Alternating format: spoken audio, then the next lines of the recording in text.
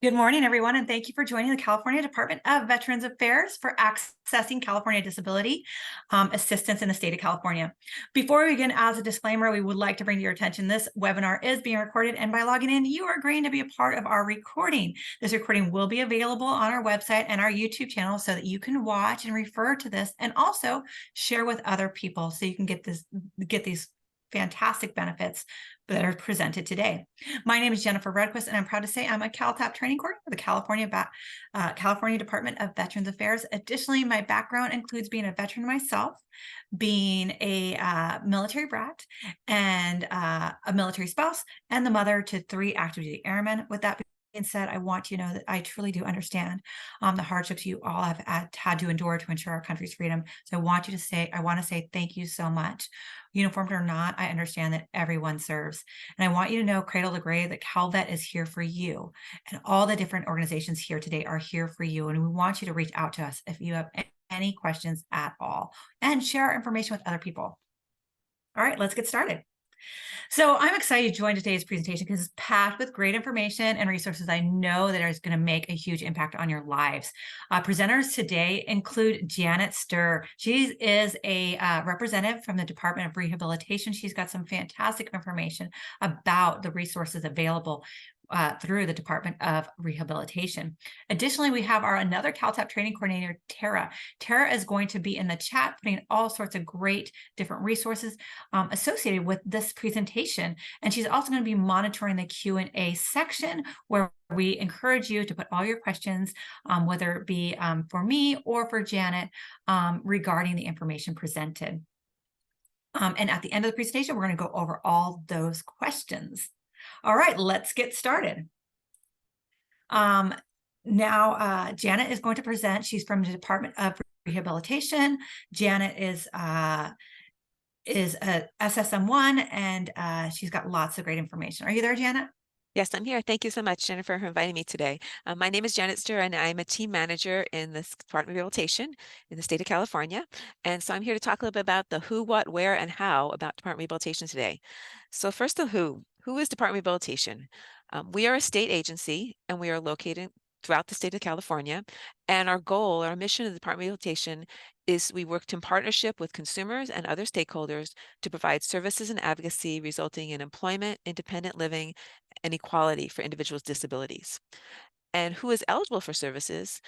And any individual that has any kind of physical or mental impairment. So that could include an injury, a medical condition, mental health issues, learning disabilities, ADHD, any kind of thing that may be an impairment or disability, and make it a little harder for them to reach their goals. So the impairment must have an impediment to employment and make it a little harder for them to reach that goal, and that they have to require vocational services to prepare for, obtain, retain, or regain gainful employment.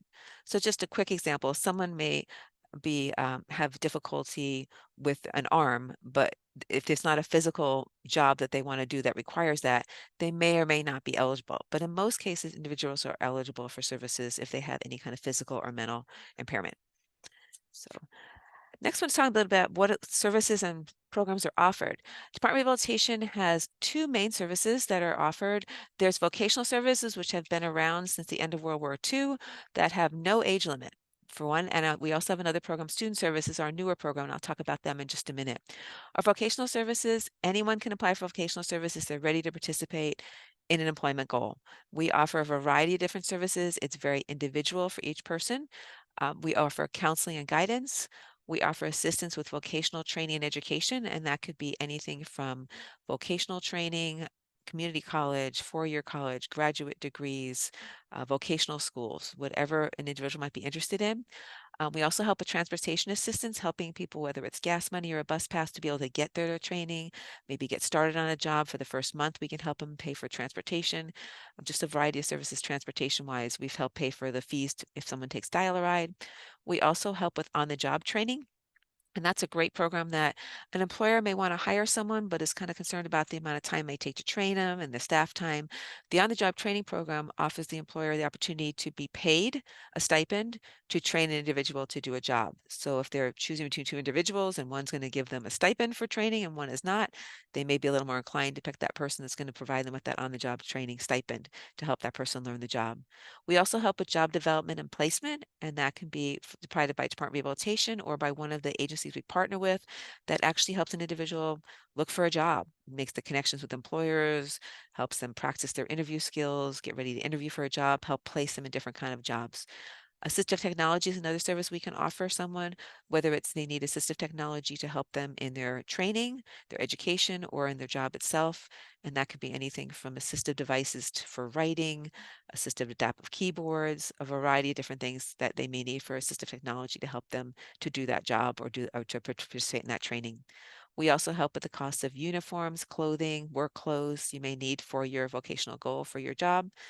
Supportive Employment is a unique program that we partner with Regional Center, and Regional Centers are agencies throughout the state of California that work with individuals that have been diagnosed with developmental disability that occurred prior to age 18. So some of the different categories are cerebral palsy, being on the autism spectrum, epilepsy, a low cognitive kind of skills that would qualify them for services. And there's also a variety of other things that may qualify that may have occurred before age 18 that may qualify them for Regional Center. If they are with Regional Center, our special program we offered is called Supportive Employment, in which case we start the individual with a job and we provide job coaching for that individual as long as they need that coaching. It starts off usually at 100% and we'll work down a little lower till they're more stable in the job, at which point it would transition to Regional Center. So that person can have job coaching for the life of the time they're working at a job. We also provide assessments, medical and vocational, and then our last program, which leads into our student services. Those are for students ages 16 to 21.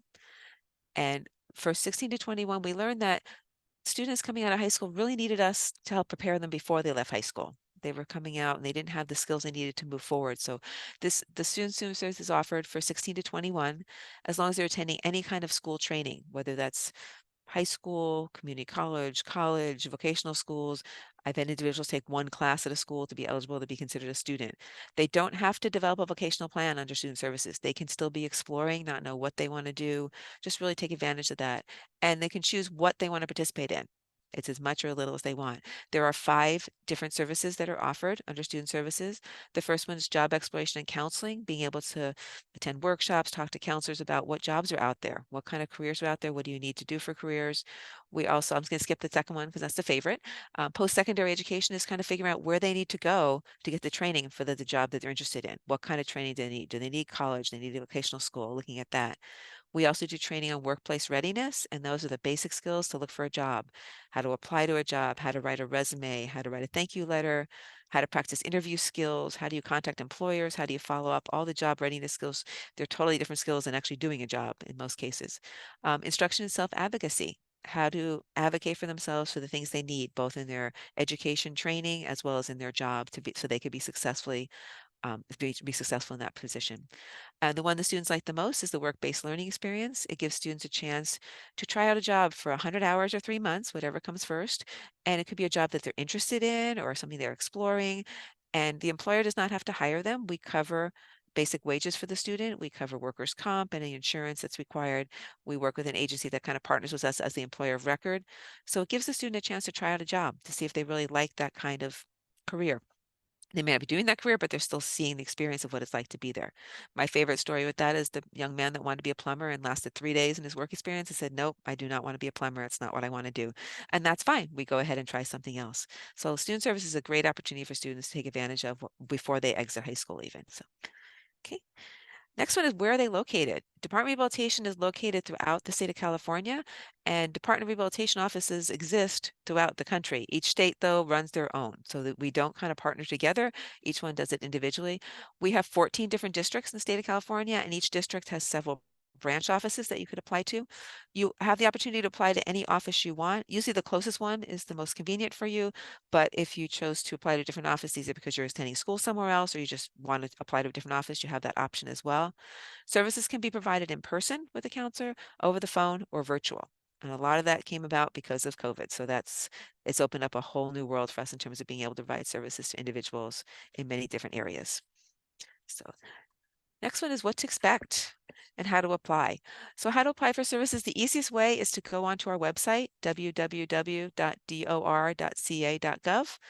And there's a little button that says getting started. You can complete the application right online and it's sent directly to the office that you select. So you select an office you'd like to apply to and it goes right there. You can fill out as much or as little as you want. So sometimes people go on and apply and just say, contact me. I just want to learn more. You don't have to actually do the application right away. If you just want to learn more, you can contact us for that as well. And then once you fill out that application, it goes to the local office. They will contact you to set up an intake appointment with a counselor, and that could be in person or online, whatever works for you.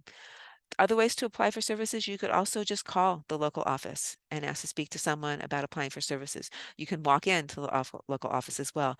In most cases, you would talk to one of our duty counselors or one of the staff members there that would tell you more about the services and see if that is really what you want to do. You can also fill out a paper application if that's easier for you. We can also have those available as well. So a lot of different ways you can apply. Quickest way is of course online to notify us. Okay, once you do the initial interview, the next step would be what to expect next. Okay. And after the intake happens, or during the intake, the counselor would talk with you about, what you want to do, what your strengths are, maybe what you've done in the past. And once the intake's completed, the eligibility would be determined. And once you're eligible, you and the counselor would sit down to talk about a vocational plan. What is your employment goal? What do you want to work towards? And what services do you need from us to reach that goal? Whether it's help with school, whether it's help with transportation, do you need help with clothing, help with fees to take tests, job development, looking for a job, or if you need job coaching, all those things will be included in your plan that you need. The plan can always be amended along the way if things come up, but we try to put in as much as we think you might need along the way and then go from there. Services can begin once the vocational plan is agreed and signed on by both parties. So and the other program of student services, you do not require eligibility or a vocational plan. Student services, as long as you apply for student services, if the student has an IEP or 504, they can apply to a copy of that. That helps them with the services. Also, there may be times that someone just feels like someone really needs student services. They may not even have been diagnosed with a disability or any kind of limitations. They still could be available to participate in student services if someone feels that they need that. And students can transition also to our vocational services program at any time when they need services. A lot of times the students are ready to graduate, they will transition over to vocational services because they need additional assistance with school costs or looking for a job or different other things they may need to be successful. Okay. None of our services, or I should say none of our services, most of our services are not income based. It's only a few that we require a financial statement to be completed, and that would be a computer and things like hearing aids or glasses. If people need those kind of services, we do have a financial statement we have to fill out.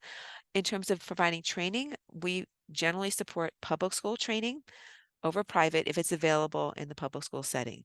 If an individual chooses to attend a private school instead, we still can support them. We support them at the public school rate, and then they would just make up the difference with however they want to pay for the rest of that services.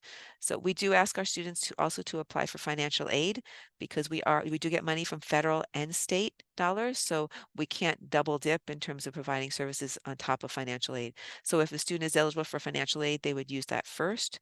And by financial aid, does not include loans. It only includes any kind of grants you would get for financial aid would be used first toward any training, and then Department of Rehabilitation would cover anything that's not covered by financial aid. Okay. All right, thank you. And then I'm open to any kind of questions. Our contact information there. The website has a lot of valuable information there to talk about both student services and vocational services. You can learn about where the offices are located and make contact with us as well on the website. Thank you. Thank you so much, Janet. That was amazing. So many awesome resources and benefits through the Department of Rehabilitation. We really appreciate you being here and explain all that. At this point, yes, let's go through our Q&A. I'm going to invite Tara on, and Tara's going to go through the Q&A. Are you there, Tara?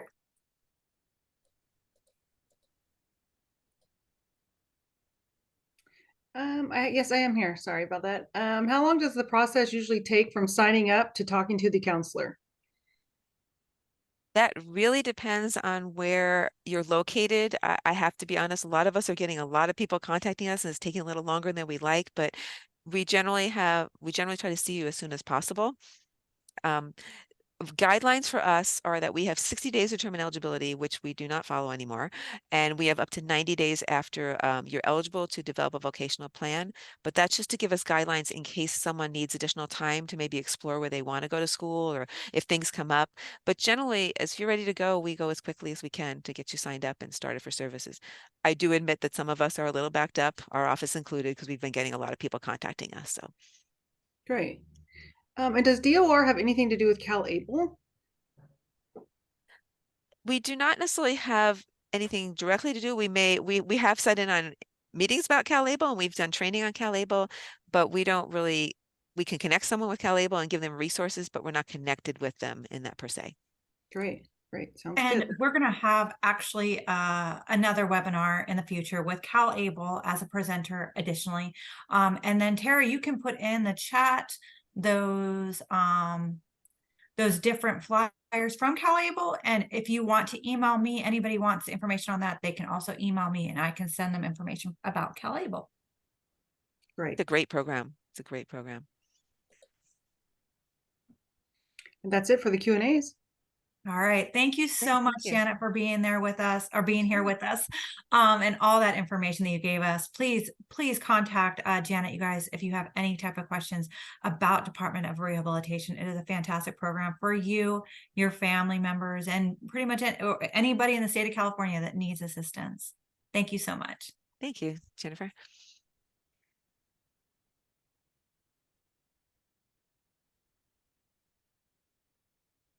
Where's my stop at?